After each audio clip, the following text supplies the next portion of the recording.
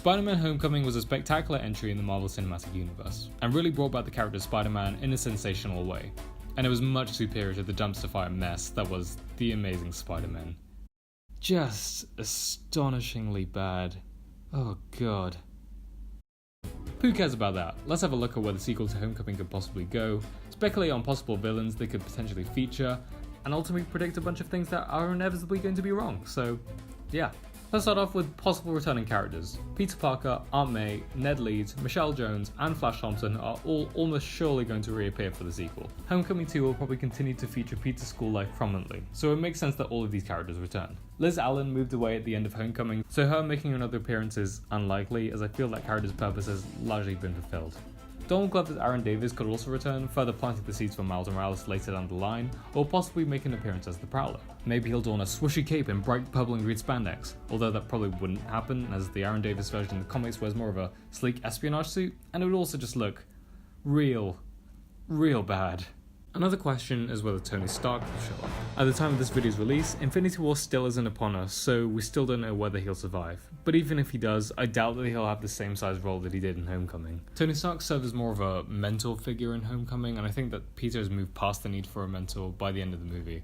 I think Marvel will probably dial down the usage of big names in the MCU like your Iron Mans and your Captain Americas so that more focus can be put towards developing Peter and his central supporting characters. And finally, will the Vulture and the Shocker make a reappearance? Now, while the Shocker is probably one of my favourite Spider-Man villains just because of how goofy he is, thanks for picking me up from prison, Keith. I owe ya.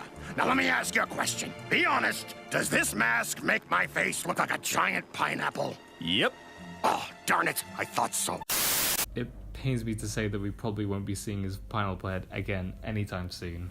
Although I am praying. The Vulture on the other hand is much more likely to return, although probably only as a cameo or in an after credits scene to set up the Sinister Six. Again. Next up, who could the big bad be in the Homecoming sequel? It's unlikely that Marvel will go with a villain that's already been done before so soon, because we all know what happened last time. That means we can roll out Green Goblin, Doc Ock, Sandman, Venom, since he's having his own solo movie, Electro, Lizard, and the Rhino. This leaves us with a few options. Scorpion, played by Michael Mando in Homecoming, could make a return, but I don't see him appearing as anything more than something like an opening fight scene.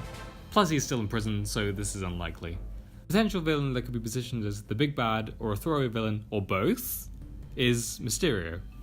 Mysterio can either be the puppeteer mastermind of a greater plan in the film, or be more in line with his first comic appearance as a special effects wizard beaten up by Spider-Man at the beginning of the movie, much like the unused Spider-Man 4 concepts.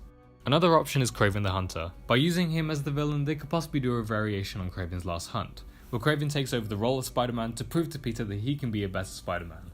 As Peter could be away from New York for a while, which I'll go into more detail later, this could allow Kraven to take up the mantle and prove himself over Peter, giving him a new struggle of how he goes about being Spider-Man and what it means to take on that identity. Of course, we could also go really obscure and hit audiences with some classics. We got Grizzly, we got Big Man, we got Human Fly, Big Wheel, and of course, everyone's favourite, Gog. Who wants to see Gog, am I right, boys? What a character. 10 out of 10. Moving on, let's talk about things that may or may not show up in this film. Something we didn't see in Homecoming that we've seen in other Spidey flicks is Spider-Man swinging about in Manhattan. I was a little disappointed that we didn't see more of this in Homecoming, but Jack Howard explains this quite well.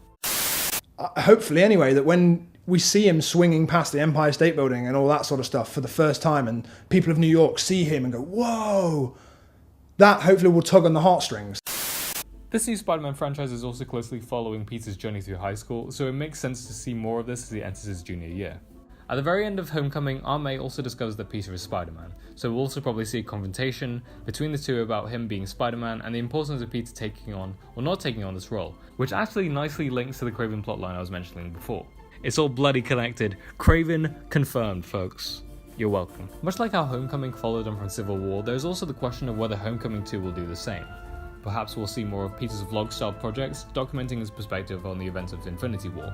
Or maybe we'll see this vlogging hobby evolve into his photography and journalism interests. Recently it was also revealed that shooting locations will be taking place in London, Venice and Prague. This could mean that Spidey could be making his way over to Europe, possibly for another school trip like the one to Washington. Although there is the chance that these locations could be retooled to act as the streets of New York, as was seen in Thor Ragnarok. Casting information has also revealed that the sequel is linked to cast a femme fatale role. further explaining that they're looking for a European actress in her 20s who can pull off a Bond girl type international agent. From the sounds of it, we could be seeing a variation on Black Cat or the Jessica Drew Spider-Woman, but my best guess would be Silver Sable, who, may I point out, has the alter ego Silver Sablinova. Almost as ridiculous as Blackguard Balticon. Almost. As Silver Sable comes from Europe originally and fits the description stated, it's likely that she could appear in the Homecoming sequel if it does take us to Europe. Recently, it was also reported that Matt Damon passed on a villain role in the Homecoming sequel, so take that what you will, I don't know what it means. And that's that really. Hopefully after Infinity War, we'll get some more confirmation on some of these details, most likely at D23 or San Diego Comic-Con. Who knows if what I've just said will actually happen, but in the grand scheme of things, probably next to none of it will, and none of this matters, it's just life, isn't it? You know. But what do you think? Do you have any ideas about where Spider-Man will go next? Leave them in the comments. So, until next time, see ya.